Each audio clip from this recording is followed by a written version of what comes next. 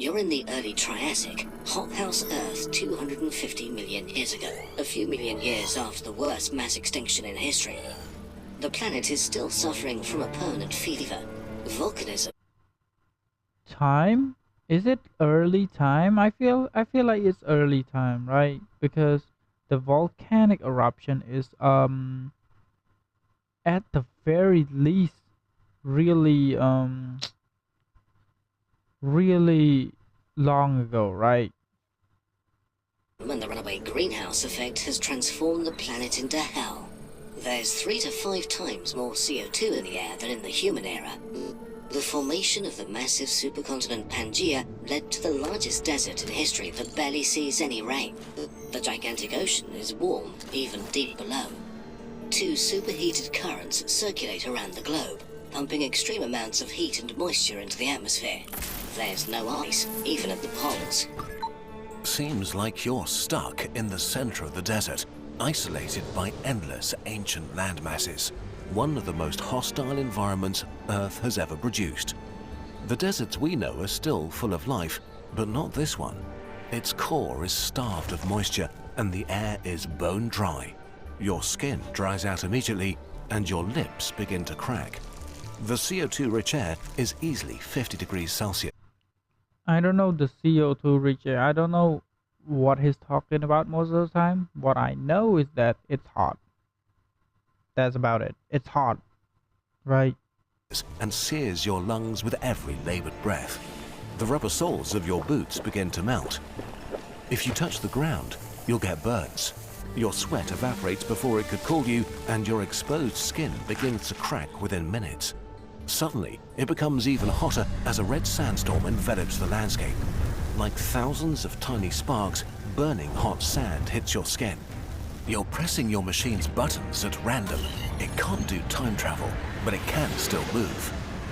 You shoot over some of the mightiest mountains Earth has ever seen. Eventually, you stop at the shores of the Tethys Sea. The vast shallow ocean looks more like a swamp among scattered groups of waist-high ferns and spindly stems with tufted foliage. A few Lystrosaurus feeding on them eye you curiously. The water is murky and looks sickly and milky. Colourful mats of bacteria float on the surface like oil slicks. The air is hot and humid like a steam room. It's hard to breathe and your sweat can't evaporate and cool you. Even the water can't give you any relief. It's as hot as a freshly run bathtub. This hot ocean can't hold much oxygen. I feel like it's still in the same era, like, right? It's still in the same era of the hot, but instead of being the super hot, maybe early or maybe oh no, not early from what I know. It's a little bit forward, right? Especially in deeper layers. Bacteria and bivalves are the only species that thrive here. Yep. The waves move almost sluggishly through this thick bacterial soup. When they break, they leave behind a glistening iridescent film. Each wave that hits the shore releases a mist that makes your eyes and throat burn, carrying the rotten egg stench of hydrogen sulfide up from the oxygen-starved depths. Barely conscious from the heat and smell and CO2, you look at the horizon. A storm is building unlike any you've ever seen. The hot ocean feeds it endless energy, and with no continents to slow it down, it will dwarf the fiercest hurricanes of your time. You're doomed. Your broken time machine jolts and screeches. Something's happening.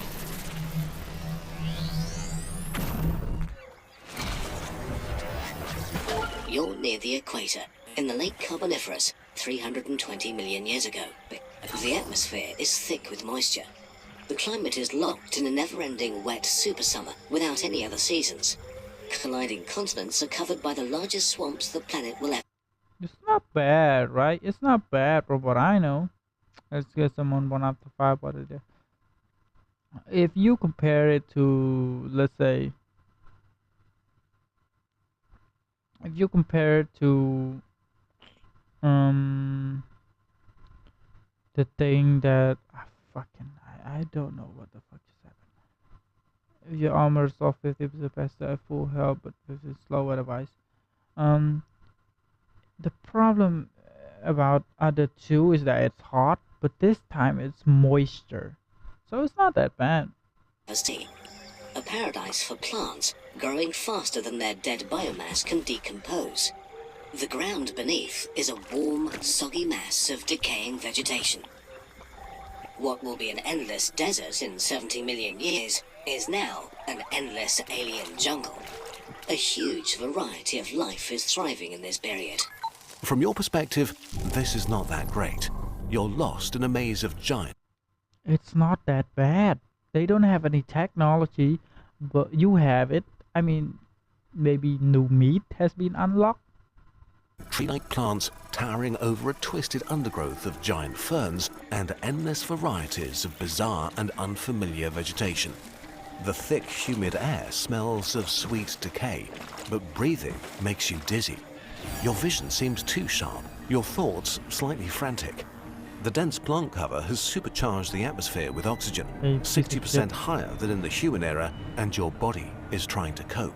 Which is great for the dominant land animals, which have conquered every niche of this majestic garden. Bugs. You're stuck in the golden age of arthropods.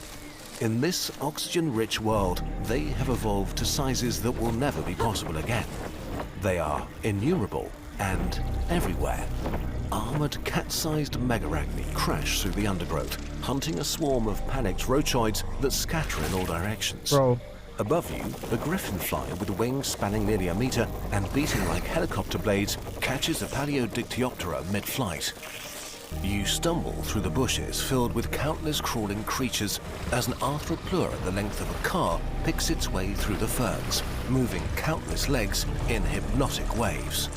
You reach a swampy clearing and stumble into the shallow water, dizzy and terrified as a Pulmonoscorpius rips apart its prey, eyeing you with some interest. Here in the clearing, is that the different planet or um is it just different time? you can see the sky above the canopy glow shrieking red, intensifying at an alarming pace. The extreme humidity here creates sudden, violent thunderstorms, and the oxygen-rich atmosphere makes everything dangerously flammable. Even the wet vegetation can burst into explosive flame with the slightest spark. Why do all of your trips end in a storm? Well, at least it will take all the creatures that want to eat you with it. Your broken time machine jolts back to life. The world is folding in on itself. You've woken up in the early Devonian, 400 million years ago. Most of the planet is covered in shallow seas, while the land is mostly rocky plains and mountains broken by braided rivers and mudflats.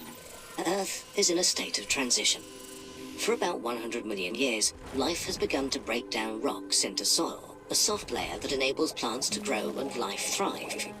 The ozone layer is slowly building up, fed by organisms releasing gases. Recently, this process has been speeding up. The land is turning from toxic to semi-habitable. The sky looks wrong somehow. The sun blazes harsh and white, barely filtered by the unfamiliar atmosphere. The air feels thin, with only 15% oxygen compared to today's 21. Each breath feels shallow and unsatisfying. You're on the verge of passing out and can only move slowly. At least it's currently moderately warm and not stormy. But it's what dominates these lands that makes this world truly alien. Reaching up to 8 meters into the sky are massive obelisks of fungal prototaxites. As you walk closer, you notice spores catching the sunlight, drifting through the air like tiny stars. Your movement disturbs more of them, creating clouds suspended in the thin atmosphere. They coat your skin with a fine, powdery, itchy film. You try not to think about how many you're inhaling with every breath in this oxygen-poor air. The ground feels nothing like soil. It's mostly rock, partly covered by a thin, slightly springy layer of decomposing matter.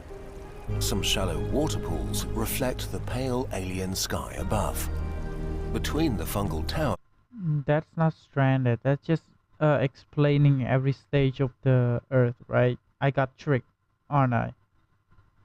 Fucking hell, man. Damn it. But okay, we're just gonna watch it. There's a carpet of smaller fungi and a few alien-like primitive plants. No flowers, no leaves, just strange green stalks and fern-like structures that reach your ankles. Around you, the fungal towers rise like pale pillars. Their surfaces neither smooth nor rough, but something in between. They're neither wet nor dry, slightly yielding under your touch. Small patches of what might be lichen create splashes of muted greens and yellows on their surfaces. The only animals you can spot are a few insects burrowing into the large mushrooms.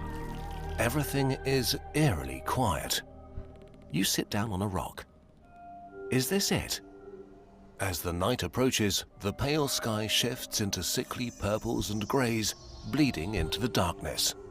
No animal sounds announce the coming night, just the solemn whisper of the prototaxites creaking in the wind. Through the thin atmosphere, the stars and the Milky Way illuminate the scenery with unsettling clarity. The fungal towers loom as pale shapes against the starlit sky, their silhouettes seeming even more wrong in the darkness. You are utterly alone, a time traveler lost in an alien world. Your time machine sputters. What now?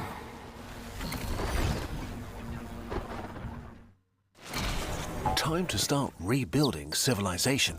And while a hammer and saw would come in handy, the single most important tool you'll need is your mind. Enter our friends at Brilliant, who can transform your mind into a Swiss Army knife capable of tackling all kinds of problems.